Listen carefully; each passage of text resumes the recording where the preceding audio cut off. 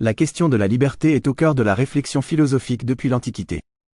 Elle interroge non seulement la possibilité pour l'homme d'agir sans contrainte, mais aussi les conditions mêmes de l'existence de cette liberté. Parmi les nombreuses dimensions du problème, le lien entre liberté et choix suscite un débat essentiel.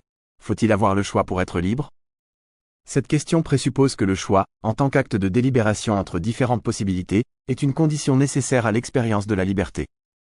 Pourtant, certains philosophes, comme Spinoza, ont soutenu que la véritable liberté ne réside pas dans le choix, mais dans la compréhension des nécessités qui gouvernent notre existence. Cette problématique engage donc une réflexion sur la nature même de la liberté. S'agit-il de la simple capacité de choisir entre plusieurs options, ou bien d'une forme plus profonde de réalisation de soi, indépendamment du choix? D'un côté, la tradition libérale et existentialiste, incarnée par des penseurs comme Sartre, met en avant l'importance du choix comme condition de la liberté. De l'autre, des courants déterministes ou rationalistes, tels que celui de Spinoza, considèrent que le choix n'est qu'une illusion et que la liberté réside dans la connaissance de soi et de la nécessité. Nous examinerons dans une première partie pourquoi le choix semble constituer une condition nécessaire à la liberté. Dans une deuxième partie, nous verrons pourquoi cette conception peut être remise en question au profit d'une vision plus subtile de la liberté comme autodétermination éclairée. Enfin, nous proposerons une synthèse permettant de répondre à la problématique tout en intégrant ces deux perspectives. Commençons par voir dans quelle mesure le choix semble indissociable de l'idée même de liberté, comme condition de la possibilité d'agir en conformité avec sa volonté propre. Cette conception, défendue par des penseurs tels que Sartre et Kant, repose sur l'idée que la liberté consiste à pouvoir se déterminer sans contrainte extérieure. Pour Sartre, dans l'être et le néant, l'homme est condamné à être libre. Cela signifie qu'il est toujours confronté à la nécessité de choisir, car il ne peut échapper à la responsabilité de ses actes. Selon lui, la liberté est une caractéristique fondamentale de l'existence humaine. Ce que nous sommes, c'est ce que nous faisons de ce qu'on a fait de nous. En d'autres termes, c'est par le choix que l'individu se construit, car chaque décision engage son être tout entier. Par exemple, une personne qui décide de changer de carrière exerce sa liberté en affirmant une volonté autonome, ce qui lui permet de se libérer des déterminismes sociaux ou familiaux. Kant, quant à lui, dans la critique de la raison pratique, affirme que la liberté repose sur l'autonomie, c'est-à-dire la capacité de l'individu à se donner ses propres lois morales. Agis de telle sorte que la maxime de ton action puisse être érigée en loi universelle, écrit-il. Le choix moral est donc essentiel à la liberté, car il permet à l'homme de transcender ses inclinations naturelles pour agir conformément à la raison. Pour Kant, renoncer au choix reviendrait à renoncer à sa dignité d'être rationnel. Cette conception du choix comme condition de la liberté repose également sur l'idée que la multiplicité des options est nécessaire pour que la liberté s'exprime pleinement.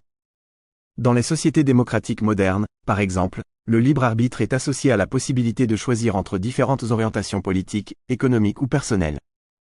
La privation de choix est perçue comme une oppression, comme le montre la critique des régimes totalitaires ou des systèmes de contrôle coercitif. Cependant, cette valorisation du choix suppose que l'individu dispose d'une capacité suffisante de réflexion pour exercer ce choix de manière éclairée. Lorsque les choix sont imposés ou manipulés, comme le suggère Rousseau dans Du contrat social, l'individu perd sa liberté réelle. Ainsi, le choix n'est une condition de la liberté que s'il est exercé dans un cadre qui garantit l'autonomie de la volonté. En résumé, la capacité de choisir entre différentes options est souvent perçue comme une condition nécessaire à la liberté, car elle permet à l'individu de s'affranchir des contraintes extérieures et d'exprimer son autonomie. Cependant, cette conception est remise en question par des approches qui relativisent l'importance du choix en faveur d'une autre compréhension de la liberté. Le deuxième point de vue que nous voulons développer consiste à voir la liberté au-delà du choix et plus précisément à partir d'une autodétermination éclairée. En effet, si le choix semble être une condition nécessaire à la liberté, certains philosophes remettent en question cette idée en affirmant que la véritable liberté ne réside pas dans la multiplicité des options, mais dans la compréhension des nécessités qui gouvernent notre existence. Cette perspective, développée notamment par Spinoza et Hegel, propose une conception plus profonde de la liberté. Spinoza, dans l'Éthique, réfute l'idée que le libre arbitre consiste en la capacité de choisir librement entre plusieurs possibilités. Pour lui, l'homme croit être libre parce qu'il est conscient de ses désirs, mais il ignore les causes qui déterminent ses actions. Les hommes se croient libres parce qu'ils sont conscients de leurs actions, mais ignorant des causes par lesquelles ils sont déterminés, écrit-il. Selon Spinoza, la véritable liberté consiste à agir en accord avec la nécessité, c'est-à-dire à comprendre les lois qui régissent la nature et à s'y conformer. Par exemple, une personne qui accepte et comprend ses émotions au lieu de les combattre agit librement, car elle ne subit plus les passions de manière passive. Hegel, dans sa phénoménologie de l'esprit, propose une conception similaire de la liberté comme réalisation de soi à travers la reconnaissance de la nécessité. Pour lui, la liberté ne réside pas dans la capacité de choisir, mais dans l'intégration des contradictions et des conflits qui caractérisent la conscience humaine. C'est en comprenant et en dépassant ces contradictions que l'individu parvient à une forme supérieure de liberté, qu'Hegel appelle « liberté concrète ». Cette approche remet également en question l'idée que la multiplicité des choix est synonyme de liberté. Hannah Arendt, dans La condition de l'homme moderne, critique l'illusion d'une liberté fondée sur la consommation ou sur le choix entre des options prédéfinies par la société. Elle soutient que la liberté authentique réside dans l'action et la création, et non dans le simple exercice d'un libre arbitre manipulé par des forces extérieures. Enfin, il est possible de considérer que le choix peut parfois être une source d'aliénation plutôt que de liberté. Dans La société du choix, le sociologue René Célestin montre comment la prolifération des choix dans les sociétés modernes peut entraîner une forme d'anxiété et de paralysie, connue sous le nom de « paradoxe du choix ». Trop de choix peut rendre l'individu incapable de prendre une décision, ce qui conduit à une perte de liberté réelle. En conclusion, cette deuxième perspective met en lumière les limites de l'idée selon laquelle le choix est une condition nécessaire à la liberté. Elle souligne que la véritable liberté réside dans la compréhension et l'acceptation des nécessités, plutôt que dans la simple capacité de choisir entre plusieurs options. La question de savoir s'il faut avoir le choix pour être libre révèle deux conceptions opposées de la liberté. D'une part, la liberté est souvent associée à la capacité de choisir entre différentes options, comme le soutiennent Sartre et Kant.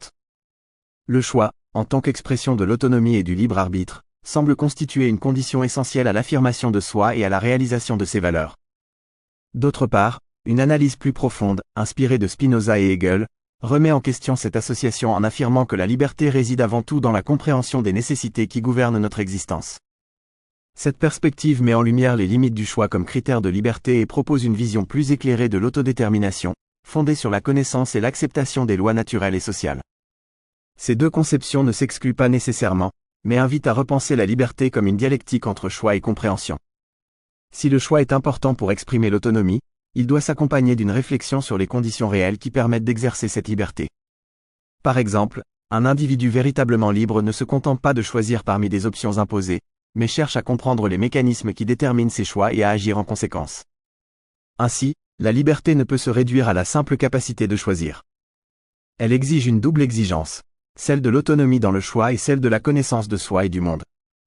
Cette synthèse permet de dépasser l'opposition entre ces deux conceptions et ouvre la voie à une réflexion plus riche sur la liberté comme projet d'épanouissement humain.